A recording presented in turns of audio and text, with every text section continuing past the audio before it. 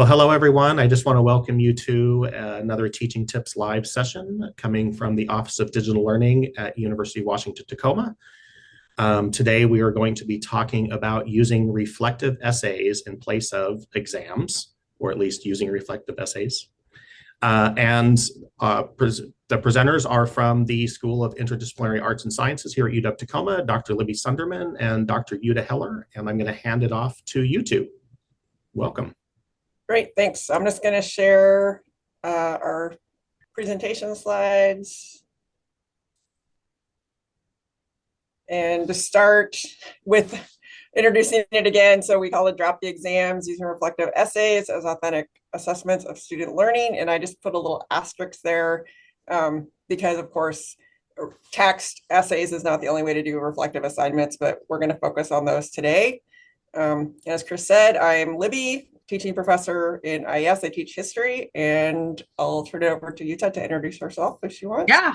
Hi, thanks, Libby. I'm Jutta Heller, teaching professor, also SIAS. I'm in sciences and math and predominantly teaching in the biomedical sciences major, and excited to chat with you today. Great. So we'll just start.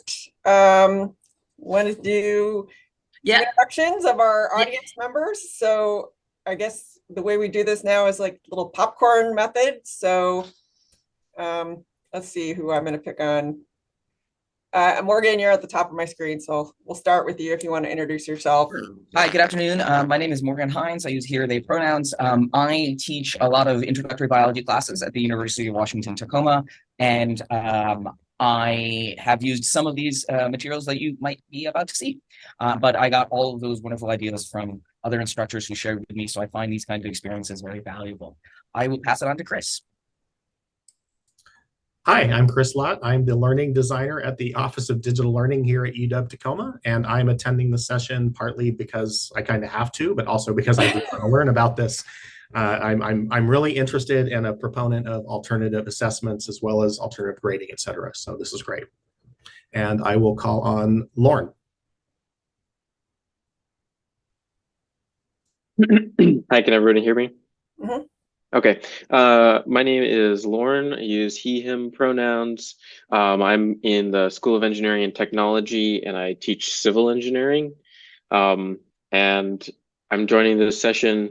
I had to remind myself because I have this bad habit of just putting things on my calendar and RSVPing yes to them, and then I forget about what it is until I join. But anyway, now I know why I joined, is because I'm interested in different ways of assessing other than exams. I have a couple classes specifically in mind.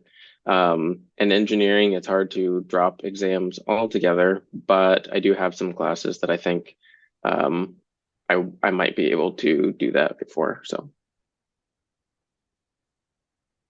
I don't see anybody else who hasn't gone yet. So let me see if I can. Okay, I'll do Todd. All right, my name's Todd. I use he, him pronouns. I have the luxury of being in all the schools and all the majors. I have super interdisciplinary work, right? I get to see all of the strategies. So it's super wonderful. I went to a private liberal arts school that used nothing but reflective essays as a way of grading. I got 0 grades or tests in that school. That of course impacted my teaching as a high school English teacher. No, Prescott College. So yeah, by the time I left 10 years of teaching high school, I didn't do the traditional tests. They were all narratives. And as a community college teacher, that's kind of the way things ended up. And I just love this conversation, and I love to hear people helping me learn these things. So I'm really fortunate to be here. Let's see, Becca, you want to go next? Yeah, sure. Thanks, Todd. Libby and Jutta, thanks for leading this workshop. My name is Becca Price, and I use she, her, hers for my pronouns. And I am in the School of Interdisciplinary Arts and Sciences at UW Bothell. I'm a paleontologist by training, And even though I'm a scientist, I have really made it a point to minimize the use of tests in my courses. And I have, excuse me, I have some strategies that I've developed for that, but I'm always looking for more strategies. And I think, let's see, let's stick with the names. Let's go to Rebecca now. Thank you. My name is Rebecca Distard. I'm the Writing Center Director at UW-Tacoma. I'm partly here just because I always go to whatever Libby and Jutta are doing. So thank you. I teach mainly writing, so I don't ever usually give exams, but I'm very interested in hearing alternatives to that for the faculty members that I work with. And then also I'm always interested in hearing how other people are designing their writing assignments. So thank you for doing this session. And I think we just have Orlando, I think is the last person.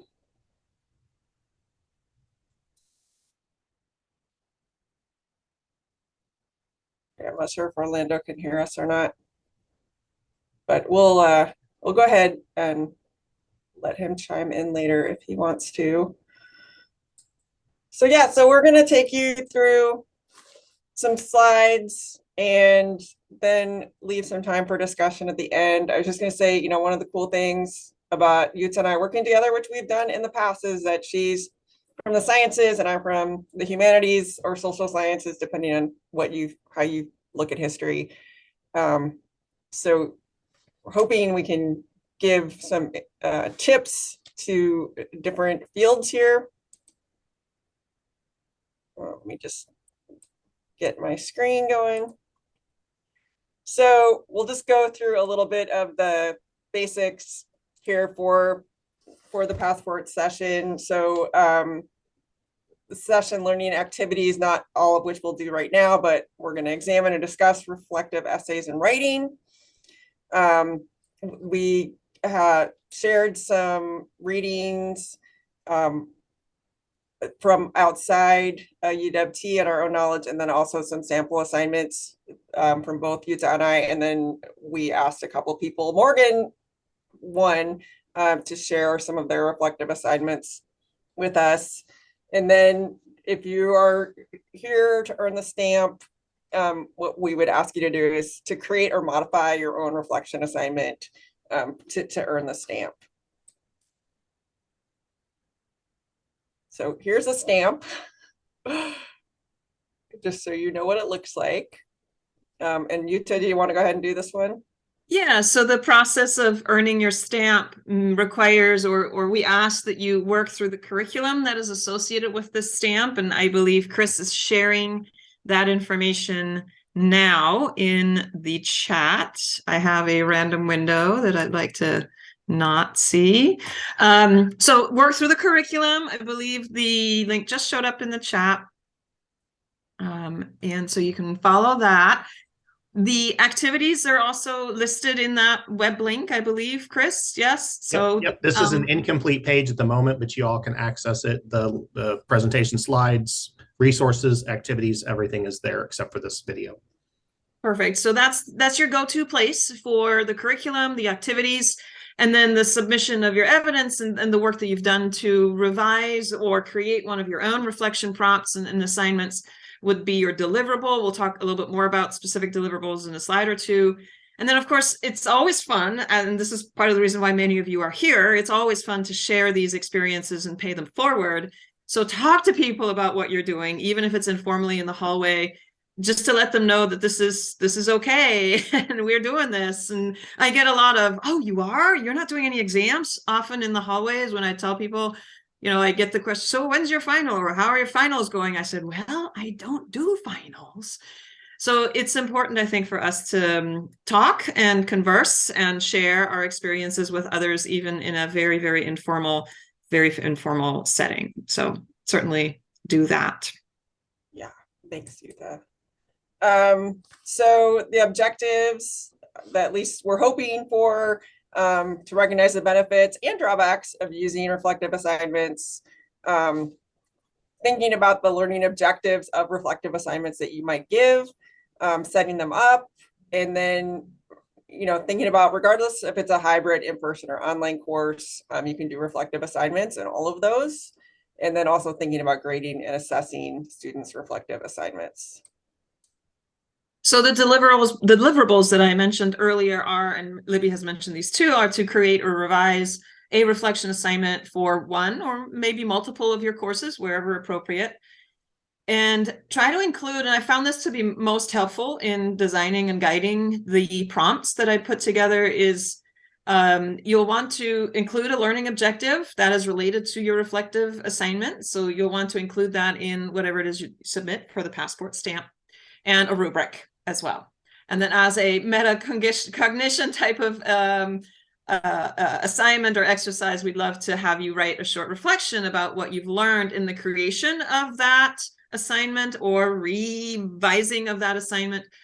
Or if you have already implemented it, depending on the timing, you might also just see how it went as you implemented it. So a short reflection on what you learned. Yeah.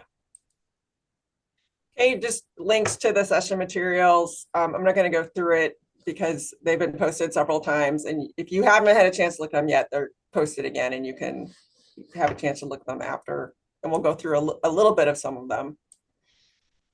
And then just a couple additional things we found that we thought might be useful when you're working through your own, creating your own assignment.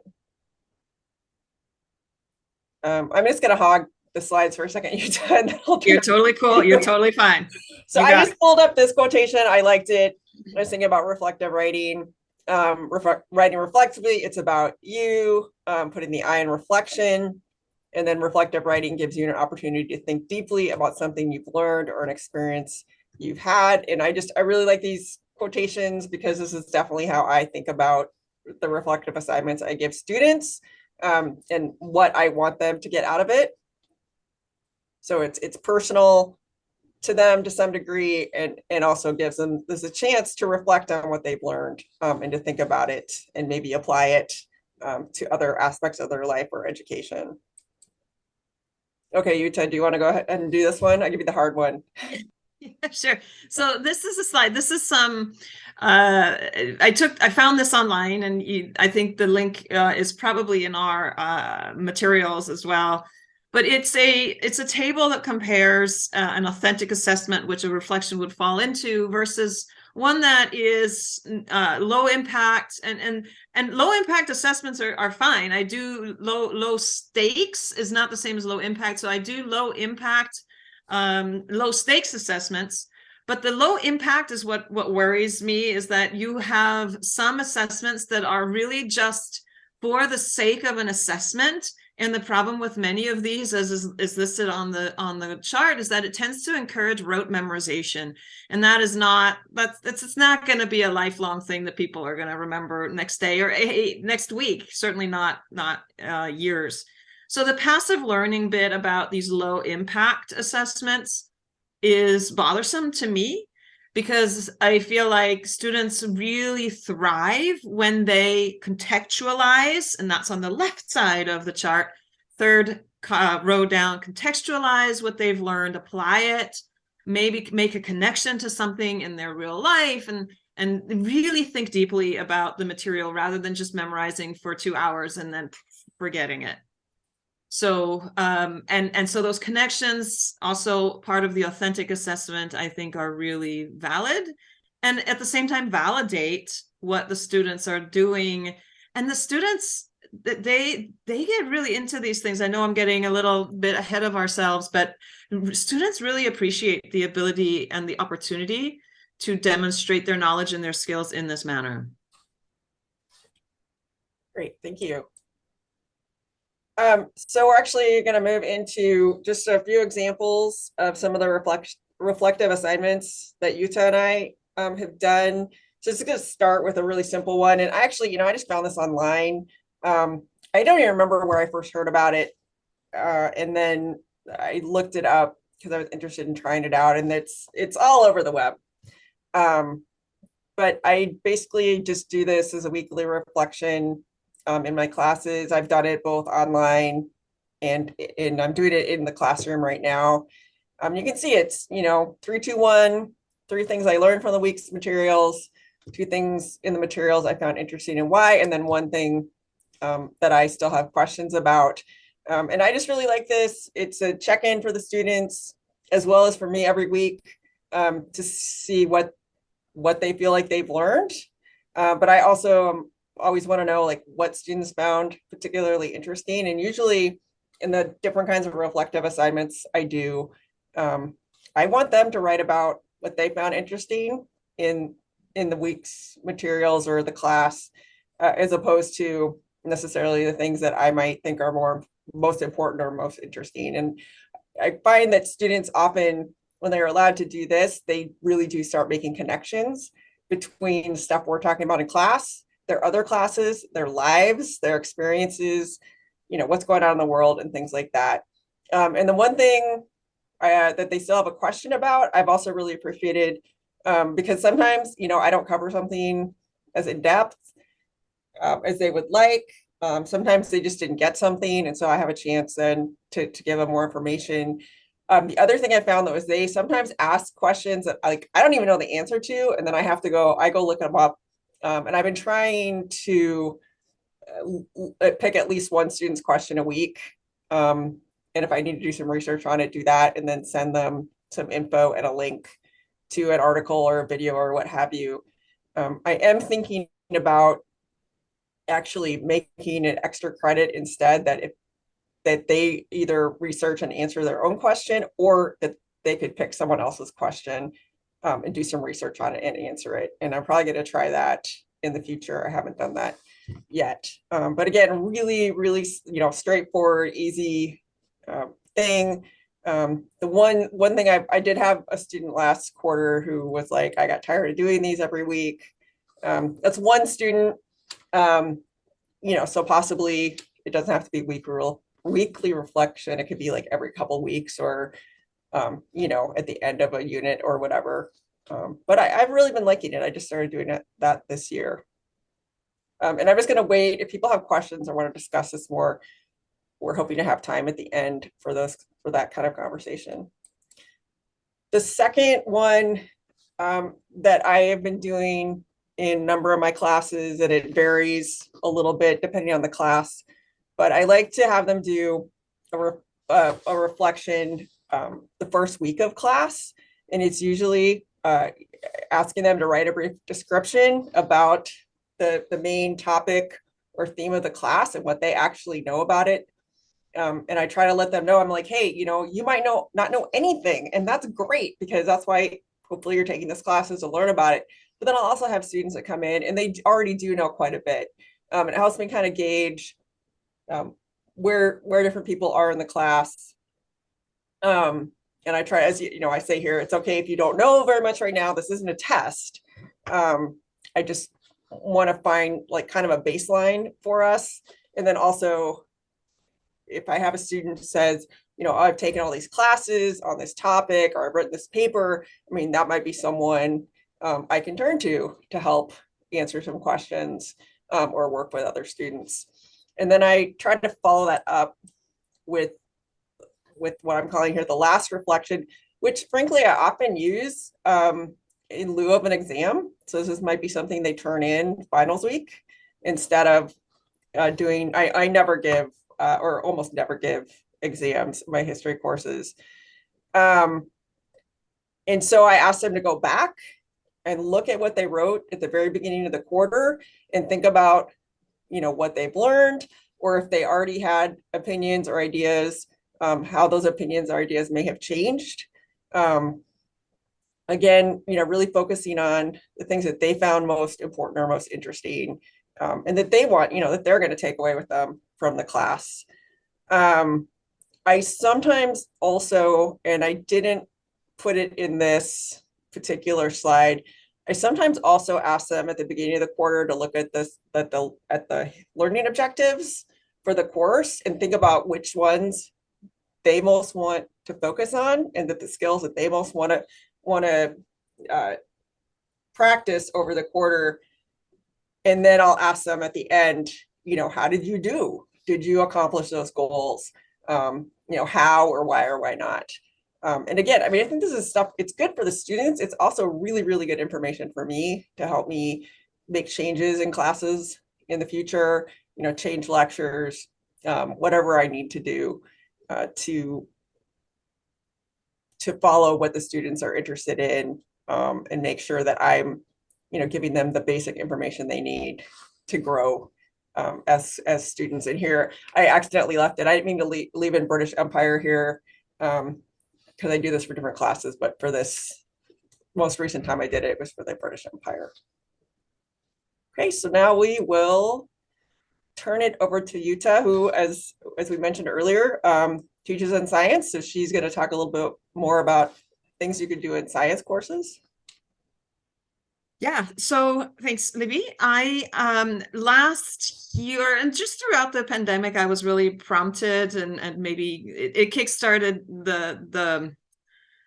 the goal of not having exams in my classrooms. And so last year, a year ago in spring quarter 22, I taught this human physiology class, which is a 300 level majors class. It's for our biomed majors. And there's a lot of material, absolutely a lot that we cover every week. So I used, instead of exams, I used these weekly reflections. And so I want to note that these were weekly. I had an enrollment of about 35 students. And this is what I asked them to do. So in their own words and in complete sentences, to address the following prompts. And you'll see some similarities between this and Libby's 3-2-1 prompt from earlier, with a few extensions or just expansions, I suppose. So highlighted in yellow here is the complete and detailed summary of topics we covered. And I'll come back to this because that turned out to be the bane of my grading existence last year, simply because I'll come back to that. So what did you learn this week? Summary, and was it interesting to you? So a little bit of reflection on, yeah, this was interesting to me, maybe this was not. And there's no penalty for saying this was kind of boring. Absolutely no. But I just wanted to know. And as Libby said, I can use that information to maybe spruce things up a little bit next time I teach that topic. Bring in some other details, some case studies, just things. If people found it boring, heck, then that's not their fault. That's my fault.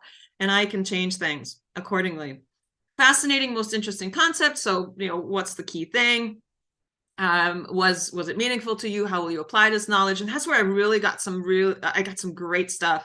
One student, as I think Libby was mentioning earlier, the connections that students get to make between classes. So we were talking about blood pressure and vessels and flow in blood vessels. And one student was taking physics at the same time. So they completely just made this awesome connection between pressure and flow and in tubes, and hoses or whatever it is they were talking about. So when I read that, I was like, yeah, this is awesome. This is the kind of stuff that I want students to be doing, making those connections. Because I remember when I was in college, one of the neatest things I experienced, and I have this memory still to this day, 30 some years later, that I was walking from one class to another. One was virology. The other was, I don't know, some social science class. It was an architecture class. And so going from understanding the structures of viruses at this subcellular level to some of the designs that humans made, I made those connections. I was like, oh, this is cool. So I had this total euphoric moment as I was walking from one class to another. That's what I want students to do. So then prompt number 3 is something in real life, art, literature, current news. I without my asking explicitly for it, I heard about grandmothers who suffered from heart disease and things like that. And that's on the student. And we can discuss whether we should maybe shut that down. But if students are willing to share about it, I'm not going to shut them down. And as you saw in Libby's 3-2-1 prompt, what do you still have questions about? To me, that was fascinating because, again, it was feedback to me on what was a collective point of confusion. What could I then maybe the following week, once I'd read all 35 of these, maybe go back to and do some, in time review for them on some stuff. And then asking them to do some research, a primary or secondary scientific journal article that they would then use, hopefully find and use to answer whatever question they might still have. So yeah, it was a lot of work. And that was the real drawback of doing this weekly. I could not keep up, and that was the real problem here. So then what I did this fall, was it fall? No, it was winter. I didn't really have a class that lent itself to this in the fall. It was more of a skills class. So I didn't do anything like that in fall, but in winter, I had an introductory biology course where I took the idea, we didn't have exams. We had weekly in-class quizzes, which were low stakes. They would use a note card, mainly because I was emphasizing note-taking in that course as well for the first and second year students. That's maybe for another topic, note card, note-taking.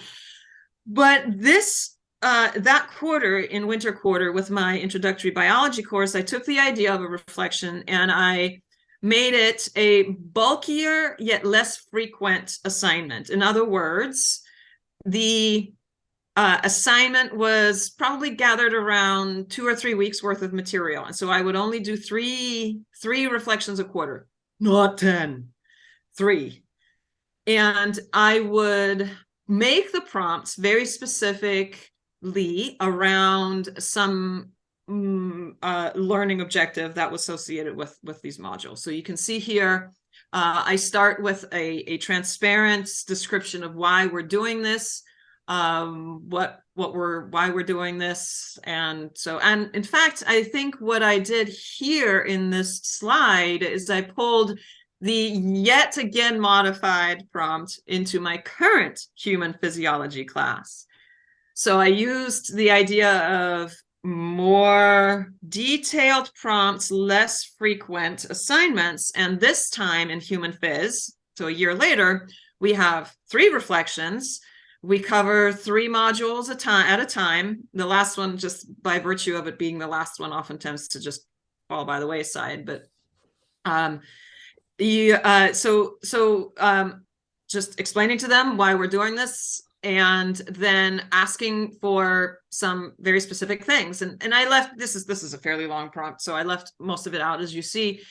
I want proof. I want them to have proofread it. I want it to be, evidence of some proofreading, that there's no typos, significant grammatical errors, significant spelling or punctuation errors. So that is part of the rubric. And then I have multiple prompts per paragraph, human physiological processes. That number 1 is, again, a metacognitive, where did you start your learning? So very similar to Libi's week 1 and final reflection of where did you start before, experiencing modules 1 through 3, and then where are you now? So what has happened to you in your knowledge, in your learning? So that's 1 paragraph. And then the rest of the paragraphs omitted here for space is very specific learning outcome guided prompts. So tell me about how the release of a neurotransmitter will trigger an action potential. Tell me about the sodium potassium pump. Tell me about homeostasis. So those are very specifically guided by the learning outcomes that the students know and are exposed to in multiple avenues, on Canvas, in slides, and verbally through me in every class. So, and then I also end it by, you should have an introductory and a concluding paragraph. And so again, just structure and organization, emphasizing that. And I do have a rubric for this. I don't have space to put it, didn't have space to put it up here, but there's a rubric I'm happy to share. So I think, Libby, what is the next one? I think that is back to me or you? I can go ahead. So it was just a couple other thoughts I was having as I was putting this together with Jutta. So I already mentioned this, that sometimes I ask them to think about the course or module learning objectives, and what they hope to accomplish and what they did accomplish. I actually, for my reflective assignments, except for maybe if it's the one that is like something I'm having them do as a final assignment, or even in lieu of a final exam, I usually allow more informal writing, and I'm looking for content over style. And I'll say I do that because I also, since I teach history, I usually have students doing some kind of research project as a quarter-long project, and that's where I expect the more formal writing and the style, the proofreading and footnotes and all those kinds of things. And so I try to keep these reflections pretty low key. I'm like, please just, it should be legible. Try to pay attention to basics of good college writing. And I do have a rubric as well. I usually also have these as discussions so that they have to interact with one another. And again, just with the grading, with the assessment, it's more about completion, that they participated in this as opposed to it being some kind of perfectly written essay or text. And that's just that's my approach. And part of the reason I do that is, like I said, I've got more formal assignments. It's also, and Jutta brought this up in terms of her experience with how much grading and how much time it was taking her. This is a way for me to do this check-in with the students, to have them reflect, but I don't need to spend a ton of time grading these. It's a really simple rubric of, did you turn it in? Did you, engage, to a suitable level? Did you read and respond?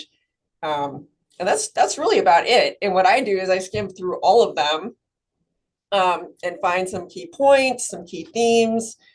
If there's particular questions that cropped up that either a number of students had or something that I'm like, that is such a good question and I want to know more about that. And then I go and write the entire class an announcement through Canvas that occasionally I'll be like, hey, people, please remember to read and respond, get full points. And, if there's any issues I have to address those, but then talk about this is what I saw come out. And these are the questions that people had. And sometimes I'll give a shout out to a particular student who said something super interesting or amazing. And sometimes I'll be like, okay, you guys want to know more about this topic. So I found some articles. I usually try to find something short and sweet or a website and post that as well. And so that's how I assess these. And it's very efficient in terms of my time, but I still feel like it's something that's really good for the students and for me in terms of thinking through the class and the topics and takeaways for both them and for myself. Do you want to add anything else, Jutta? Well, I wanted to just add a little note going back to the very first time I used reflective essays about, just write a summary. To me, and I didn't have a rubric for that one, and that was on me. That's my fault. And the students didn't know how much detail to provide in that summary. And that's where I think I struggled with grading it and with assessing it, and the students struggled with it. They didn't know how much to give me. So I think the rubric helped me.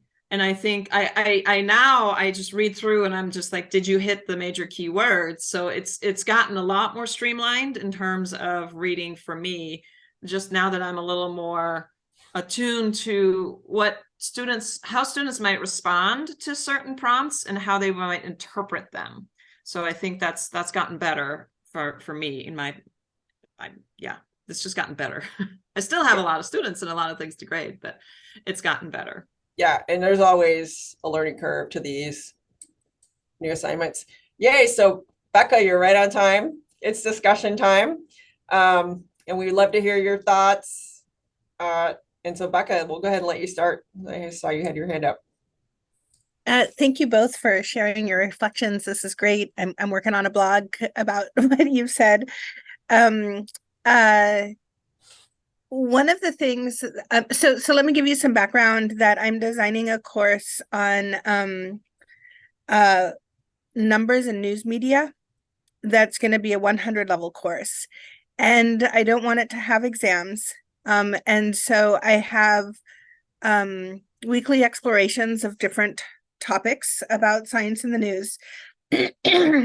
And the final project is going to be a portfolio where students are selecting probably 3 of their weekly write-ups to polish and present as the final. And what that means, hopefully, is that I can be using reflective writing each week, give feedback on the weekly assignments to the whole class instead of individuals, and then allow for time for response to close the assessment feedback loop and have them revise in making their portfolio. And I was wondering, it seems like the kinds of reflections that both of you are assigning could be really good in portfolios. And if you've gone that direction, and what do you think about it if you have, or if you haven't even? Chris, if I may jump in and just provide some response here. Please do. Keep going. First of all, Becca, I love the idea of the portfolio and then the revision of a previous work and polishing it and making it pretty. Where was I going with this? I have not done that. I have not thought about that. But especially for my human phys students which are biomed students, and just preparing them for MCATs and actual exams that they have to take, which of course is the one thing that bothers me, is that we're not helping our students prepare for formal exams. That might be a different conversation. But in any case, they are writing these things and they can use them when they do study for the MCAT. They not only have their note cards from their weekly quizzes, but they also have their reflections. And so they can use that. They have written their own summary. They don't need the textbook. They have written their own summaries and can use that as a study guide. So veering off to the side, no, not specifically a portfolio, but encouraging students to retain and physically keep these files so that they can go back to them as they're preparing for formal entrance exams. I don't want to, if people want to contribute on this topic more, please feel free. I just wanted to throw in a few things from chat when the time comes around. So any more thoughts on portfolios and reflective work? Todd? Rebecca had her hand up first. Oh, I don't know how to put my hand up in Zoom, so I'm left with the manual hand up. But Rebecca, you're first. I have a related but slightly different question, so go ahead. So I'm curious about time and effort on your part to assess these things, because in my experience, faculty I work with who do kind of alternative grading to what the norm is often say that it takes more time. I will never forget, for 10 years, in the room with the copy machine was a Scantron machine. One teacher used it all the time. In all those years, one person that I ever saw use that thing. And he used it a lot. And we used to have the silliest conversations about the value of like multiple choice tests and stuff like that. But he also was the only guy I remember who used, like, he'd call it a compendium, which was this huge book of stuff, a portfolio or whatever you want to call it, at the end of the year. And he would complain every semester at the end about how long it took him to grade all this written work, and just year after year asking me for advice about things.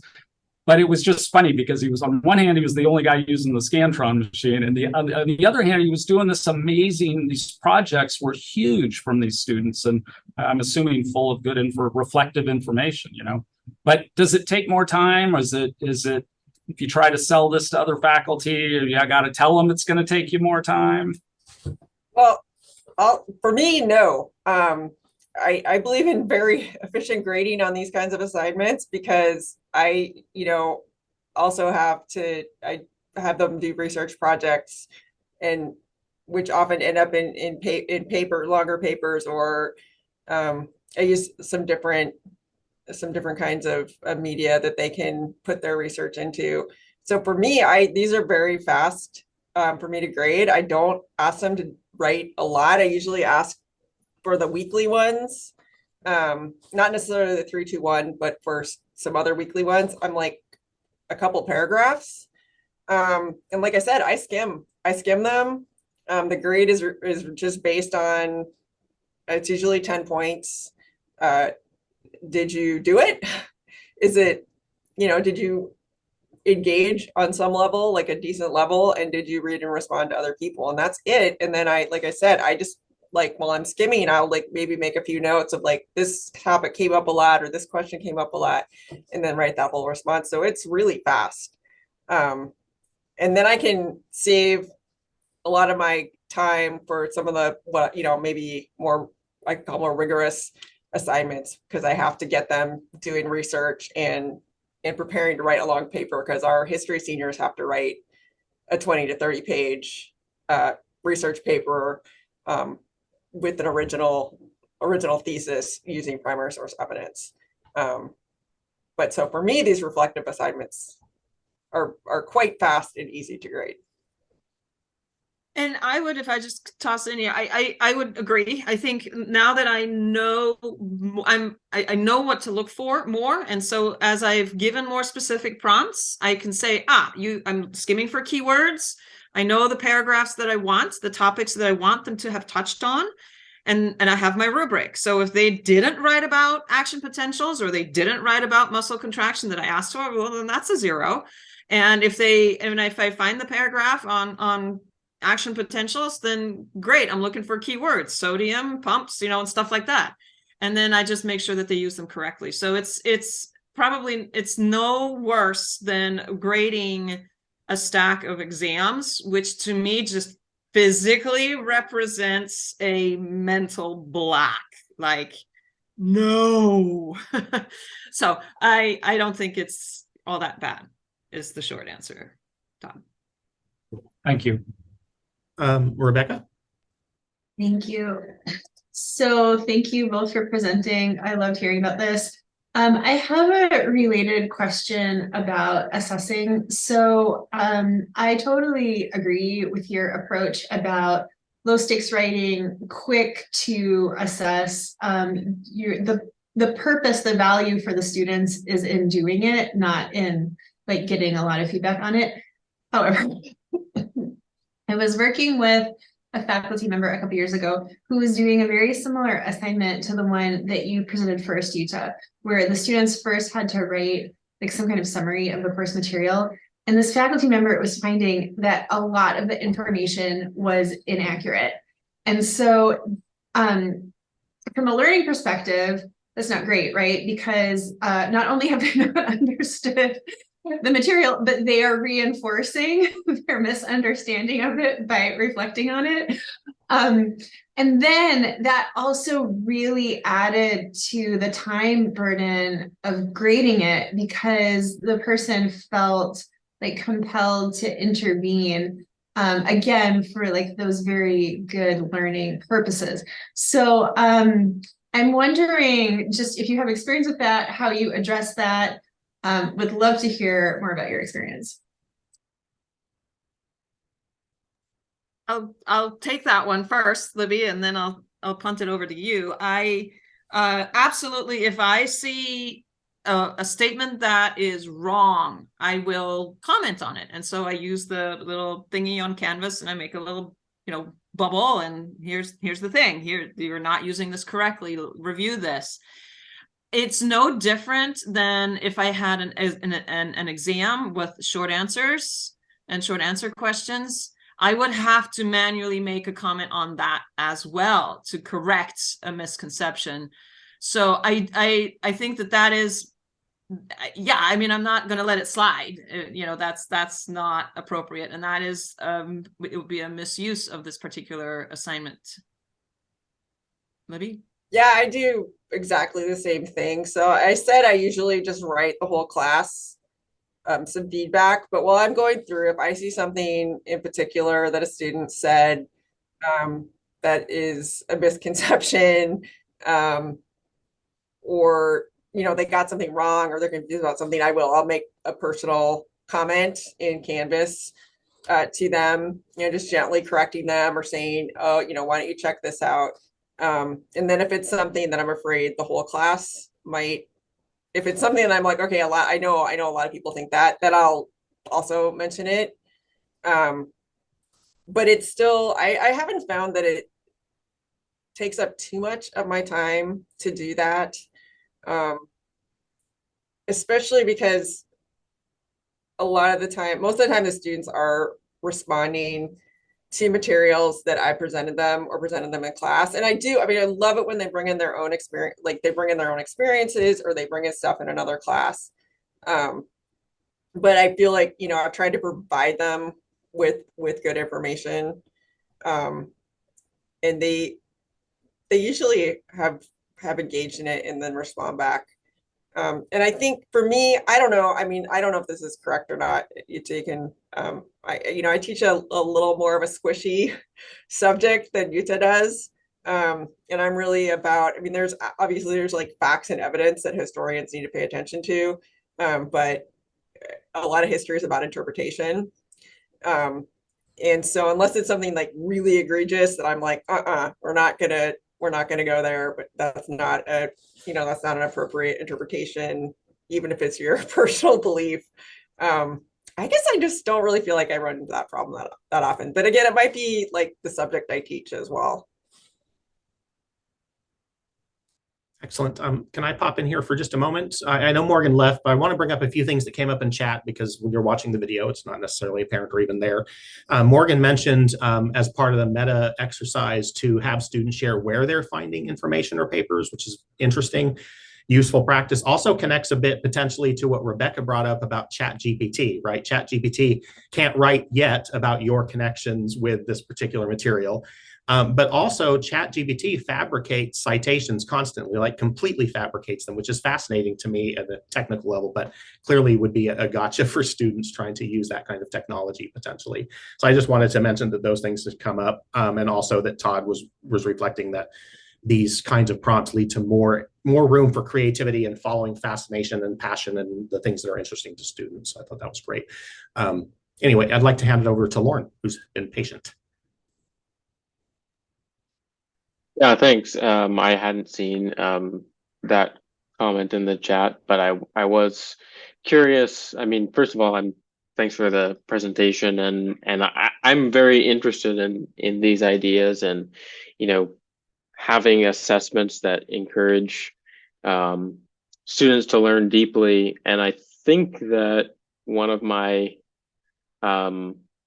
I wouldn't even call it a hesitation or a sticking point, but just like one of the things that haven't worked out in my own mind is how to address the use of AI generated text, because I teach some classes where I'm asking students to write code, which it can do flawlessly. And I teach some classes where I have students, they have to do some writing, and I'm actually like encouraging them to use AI generated text because I think that that's what everybody's going to be doing. And so I want them to be able to do it in a way that actually helps them learn. And I feel like I have figured out how to do that for coding and for technical reports. But for reflective essays, first of all, I've only spent the past, hour really considering it, but I don't feel like I have a way where I could evaluate if someone was really putting in an effort and like really learning, or just giving me some AI generated text. Because just kind of as people were talking, I've been like taking notes, right? And then I just like copy paste my notes into ChatGPT and say, write me a reflective essay about writing reflective essays. And it gave me something that I wouldn't be able to tell wasn't generated. And it took zero thought on my part. But I also know from trying to grade writing that I have a really hard time grading writing. So I want to know from you, who have spent more time doing this kind of thing, not just don't take the question as how do you tell if someone's using ChatGPT or not? Because I don't think, in my opinion, that's not the right question. It's how can you encourage students to use all the tools that are available to them and be doing the deep thinking. My 2 cents, and I want to also echo what Orlando put in the chat. I've heard that a lot of instructors are sort of embracing the Chat GPT and making it part of the assignment. So in other words, you can ask the students to plug in, tell me about action potentials in neurons, and then make it the assignment to analyze what the AI spat out and looking at it for accuracy and whatever. One of my friends who teaches high school, like strong high school students in biology, did exactly that and asked his students to pop in mitosis, which is a process for cell division, into Chat GPT, and then they had their exercise was to analyze what the bot spat out. So you could embrace it that way. I don't know if that's something that you could build into the assignment, Lauren. But that's one thought, is to embrace it and just work with it, build it in. So I'm kind of thinking on the fly here because I have been thinking about Chat GPT, but I just honestly have not had time to think about it deeply enough, and how I'm going to think about it in my own courses in the writing. And particularly, I think for the history faculty, we will be most worried about it in terms of the bigger research projects and writing that we ask students to do. I guess though, off the top of my head, in terms of the reflective assignments I do, I hope a couple things will help keep students from trying to use AI, which is one, that it's pretty low stakes assignment. It's not super long, and I'm not looking for right or wrong answers necessarily. I'm looking for what they think and how they reacted to the week's materials. And so that's not going to prevent someone from doing it, but I almost feel like it's going to be more work for them to use Chat GPT than to just tell me in a few paragraphs what they thought about that week. So we'll find out, because like I said, I haven't fully grappled yet with how I'm going to use that in my classes, even though I've been, listening to a lot of discussion. I mean, as Orlando said, this is, a hot topic right now. And I do think, my colleague just went to a teaching discussion, I think that UW Seattle put on about Chat GPT, and that was the advice is like, this is here, it's here to stay, it's the future. We have to figure out a way to use it for our benefit and for the students' benefit without, I guess, destroying our brains and stopping our own thinking. So that's not like great like advice or solutions, but that's what's on my mind at this moment. So I just want to quickly be cognizant of time and just let people know that I am here for the duration until the last person leaves. But if you do need to go because we're approaching 1:30, that's understandable. This video, I will post it along with all of the links and resources on that page. And you can also find it through the digital learning site. So I just wanted to make sure everybody understood that and keep on going. I wanted to mention also, I'm going to put together something at UW about Chat GPT, but I want it to be a little more focused. Kind of, we've seen a lot of general discussions. What I want to do is drill down into what Lauren is asking, which is like, how have you specifically tried to address this or use Chat GPT, things like that, because there's a lot of interest in many different perspectives, but in the end, I feel like practices are what we need to see, not more and more discussion, meta discussion about it. Anna. Sorry. Go ahead. Yeah, just one quick other note, and Libby, you have to go, but I also wanted to remind, and Rebecca brought this up, that the personal connection, making it about the student and not about the topic might help as well. So Anna. Hi guys. So this is Anna. Sorry, I was late to the meeting. I'll catch it on the recording. But Lauren, with respect to the Chat GPT thing, so I don't know how this will work for every discipline, but one thing that I've been stressing to students is Chat GPT is kind of like a calculator. It's a tool, and tools are only effective when you know how to use the tool, right? So if you're using the tool like a crutch, then you're never going to learn anything, right? So I kind of look at it like a calculator. You can do math on a calculator without learning math. That is doable. But you're going to run into a situation where you don't have a calculator, and so what are you going to do? Because if you don't know the math, there you go. And so for, in STEM, I usually liken this to an interview. you're on an interview and someone says, hey, do this basic calculation, you don't get to pull out your phone and do it there. You have to hand scratch that out. And so how do you prep for that? Because you don't know if it's going to happen or not. So you have to just learn the math and understand that calculators are a tool. So ChatGPT could probably get you through your entire biomed degree. That's my program. Sorry. Right. You could probably get through your entire biomed degree with ChatGPT. And I was like, yeah, that's cool. And I actually have that conversation with my students at the beginning. I'm like, you can graduate. I won't catch it because I'm not an AI detective. You're going to pass. Cool. And you're going to get the degree. Cool. And you're going to graduate and go to med school. Cool. And then you're going to have an oral board exam and good luck. Yeah, And I mean, you're gonna have patience, right? You're gonna have patience, and you may not have that crutch that, well, here's where I got stuck, because I told my students the same thing. When you're looking at a patient, you're not gonna have that chat bot next to you or that computer. And then I realized, well, maybe they will in 10 years. This is evolving quickly, I would say. Like with Lauren's example with programming, it probably won't be long before, I mean, in many programming interview scenarios, you can access help. You kind of work the way you usually work, outside of like the top echelon of, say, Google and things like that. And then also what someday ChatGPT will just be something people use. But the weird thing about ChatGPT is that unlike a calculator, 75% of the time they'll say 2 + 2 is 4, but then occasionally they'll say it's 5. And so it's not quite, you know what I mean? It's a fascinating technology that way, the parrot model.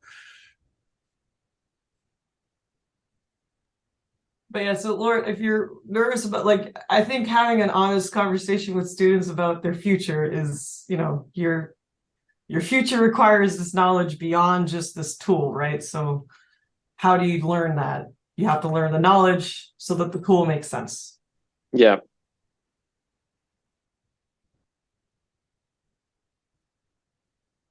Anybody else have questions or thoughts for Jutta, who's still here, able to be here?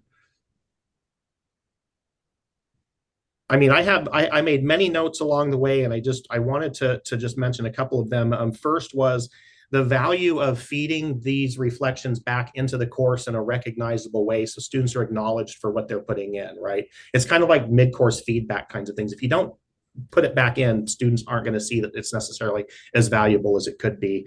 Also, Jutta talked about emphasizing note-taking as a skill, especially in first and second year students.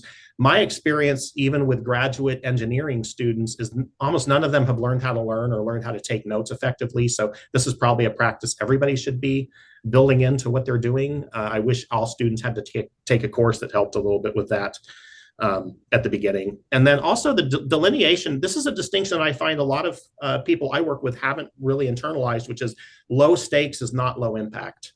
You can have a lot of highly impactful low stakes exercises, and that's what we're aiming for. And that helps alleviate some of that burden of grading and assessment, because if you can design it in such a way that it doesn't demand that, but it can still have a lot of impact. I thought that was a really useful thing to add. And then I did want to ask a question for you, Jutta, since you're here.